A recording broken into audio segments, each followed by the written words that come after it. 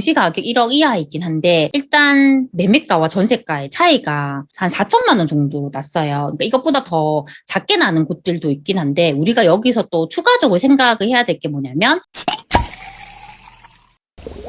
안녕하세요. 세비티입니다. 오늘 저는 공시가격 1억의 아파트를 살 때 우리가 꼭 알아야 하는 점에 대해서 좀 설명을 드리려고 합니다. 예전에도 제가 공시가격 1억의 아파트에 대한 영상을 올린 적이 있어요. 오늘은 좀 추가적으로 반드시 우리가 꼭 공시가격 1억 이하만 봐야 할까? 약간 그런 관점으로 말씀드리려고 합니다. 제가 이렇게 영상을 찍게 된 계기는 최근에 2022년 새 정부 경제 정책 방향에 대한 자료가 나왔잖아요. 많은 분들이 좀 규제를 많이 풀어주지 않을까라고 기대를 많이 했을 것 같습니다. 근데 실제로 이렇게 나온 내용을 보면 우리 생각보다 규제가 많이 풀리지 않았어요. 그래서 이제 이걸 보면서 어떤 생각이 들었냐면 이제 계속적으로 우리가 틈새 투자처에 대한 수요가 많았잖아요. 역시나 그런 틈새 투자처에 대한 수요가 계속 지속되겠구나. 그런 쪽으로 투자를 많이 하겠구나. 그런 생각이 많이 들었습니다. 그 틈새 투자 종목 중에 하나가 공시가격 1억 이하입니다. 가장 큰 메리트가 취득세 중과가 되지 않는다는 게 메리트예요. 그런데 이제 그런 곳들은 아무래도 연식도 거의 20년 이상이 되고 오래된 곳들이 많고 그렇다 보니까 항상 살 때 좀 주의를 많이 해야 합니다. 그런 곳들을 많이 보는 이유 중에 하나가 좀 소액으로 가능하다는 것 때문이잖아요. 어떤 것들은 정말 돈이 하나도 안 들 수가 있고 어떤 것들은 오히려 전세가가 더 높기 때문에 돈을 더 받을 수도 있어요. 그래서 그걸 볼 때 어떤 식으로 우리가 판단하면 좋은지에 대해서 좀 사례를 보면서 말씀을 드리려고 합니다. 근데 이렇게 뭐 풀피나 무피로 가능한 곳들이 정말 괜찮은 곳들도 있을 수 있지만 거의 대부분이 보면 저는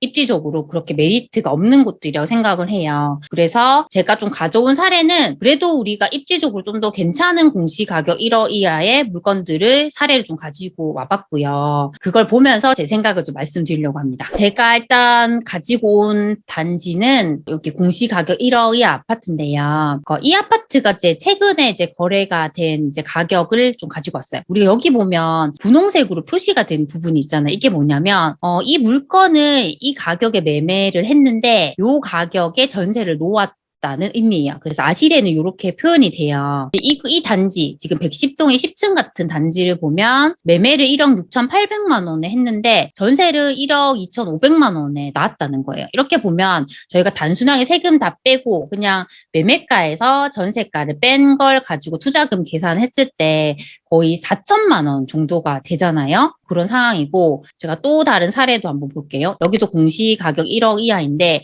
여기 5층 매물이거든요. 이거를 21년 12월에 1억 4천에 매수를 했는데 전세를 1억에 놓은 거예요. 이렇게 보면 투자금이 한 4천만 원 정도 들잖아요. 그리고 이 단지 같은 경우는 제가 입지가 좀 더 괜찮은 한 1.5군 정도 되는 곳에 구축 아파트를 좀 가지고 와봤어요. 근데 이곳 같은 경우 1층이긴 한데 여기가 이제 2억 9,200만 원에 매매를 했는데 2억 5천만 원에 전세를 놨어요. 이렇게 보면 한 4천만 원 정도 투자금으로 이곳이 가능했습니다. 근데 여기는 연식도 그렇게 오래되지 않았어요. 여기가 이제 구축이긴 한데 공시가격 1억 이하에 비해서 상품성이 괜찮아요. 그리고 여기가 학군과 학원가가 잘 돼 있는 곳이에요. 걸어서 다 학원가를 이용할 수 있기 때문에 저층이긴 하지만 충분히 저는 공시가격 1억 이하보다는 좀 메리트가 있다고 보고 있습니다. 여기 이 단지 같은 경우는 여기가 지금 보면 이제 13층 같은 경우는 302동 13층으로 돼 있어요. 여기가 이제 3억 7천만 원에 매수를 했는데 3억 2천만 원에 전세를 놓은 거죠. 이렇게 보면 이게 당일날 된 걸로 봐서 제가 봤을 때는 점유 계정으로 된 것 같아요. 그러면 이게 투자금이 5천만 원 정도가 되는 거예요.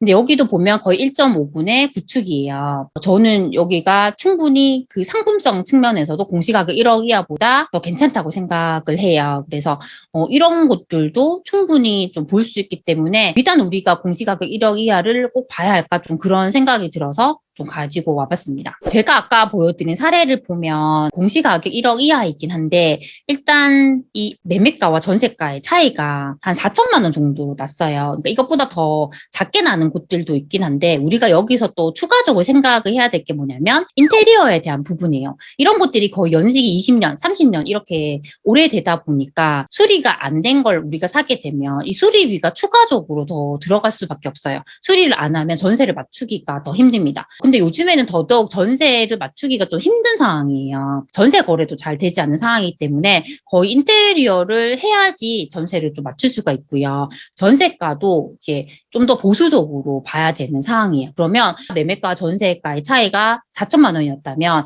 여기에 추가적으로 인테리어 비용까지 포함을 하면 아까 제가 보여드린 그런 1.5군에 있는 입지가 괜찮은 구축 같은 단지들을 매수하는 게 훨씬 더 좋은 선택일 수도 있어요. 요즘에는 이 공시가격 1억 이하에 대한 투자 수요가 좀 더 많이 또 진입하고 있는 것 같아요. 그러다 보니까 그런 분들이 전세 매물을 많이 내놓게 되잖아요. 그래서 이 전세 매물이 상대적으로 많아지면서 전세 놓기가 더 힘들어지는 부분이 있어요. 저희가 만약에 전세가 안 나가게 되면 추가적으로 이렇게 대출을 일으켜서 먼저 잔금을 쳐야 되거든요. 만약에 잔금을 친다고 하면 또 그에 따라서 전세를 맞출 때까지 그에 따른 뭐 대출 원금과 이자가 나갈 수가 있어요. 그래서 그런 부분까지 다 감안을 해야 돼요. 그렇다면 굳이 뭐 이런 리스크가 있는 거 선택하기보다는 만약에 아까 제가 말씀드린 그런 1.5군에 있는 구축이라고 했을 때 이걸 점유 계정으로 우리가 세팅한다고 할 수도 있어요. 점유 계정으로 하게 되면 집주인이 그곳에 전세를 바로 살기 때문에 전세를 맞출 필요가 없어요. 그리고 최근에 이제 제가 찾아본 매물주도 보면 이런 곳들도 정말 투자금을 4천만 원, 5천만 원으로 할 수 있는 곳들이 있단 말이에요. 그렇다면 굳이 내가 이런 리스크까지 안으면서 그런 공시가격 1억 이하에 투자할 필요가 없잖아요. 그래서 그런 부분들도 생각을 확장시켜서 투자처를 찾아보셨으면 좋겠습니다. 그리고 그런 구축 같은 경우는 취득세가 중과될 수가 있잖아요. 내가 다주택자라고 하면. 근데 중과가 된다고 하더라도 그 인테리어 비용까지 다 합산을 해서 좀 비교를 해보면 1.5군에 있는 단지를 선택하는 게 더 메리트가 있는 상황일 수도 있단 말이에요. 그래서 저는 비단 우리가 이런 취득세 중과가 안 된다는 이유만으로 공시가격 1억 이하만 볼 것이 아니라 좀 선택지를 넓혔으면 좋겠어요. 선택지를 넓혀서 그래도 내가 할 수 있는 내 투자금으로 할 수 있는 최선의 선택을 하는 방향으로 가면 좋지 않을까라고 생각을 합니다. 공시가격 1억 이하 같은 경우는 이것이 취득세 중과가 안 된다는 것 때문에 메리트가 있잖아요. 그러면 추후에 이 지역이 상승을 해서 이 아파트가 상승을 해서 공시가격이 1억을 넘어버리게 되면 그 취득세 중과에 대한 메리트가 없어지기 때문에 수요가 급감할 수가 있습니다. 그러면 내가 투자를 했는데 내가 팔지 못해서 그러니까 빠져나오지 못하는 그 출구 전략에 있어서 좀 힘들 수가 있어요. 그래서 철저하게 공시가격 1억 이하는 수요가 많은 곳, 입지가 괜찮은 곳을 보는 게 좋습니다. 그렇다면 이런 리스크가 있기 때문에 이런 곳보다는 좀 더 입지가 괜찮고 선호도가 있는 곳을 또 보는 것도 좋기 때문에 좀 우리가 한계를 짓지 말고 선택지를 넓혀서 이렇게 보시는 게 좋지 않을까라는 생각으로 이 영상을 좀 찍게 됐습니다. 그래서 오늘 제가 좀 드린 말씀이 우리 소중한 친구분들에게 조금이라도 도움이 되셨으면 좋겠습니다. 항상 제 영상을 시청해주셔서 정말 감사드립니다. 그럼 다음 시간에 만나요. 안녕.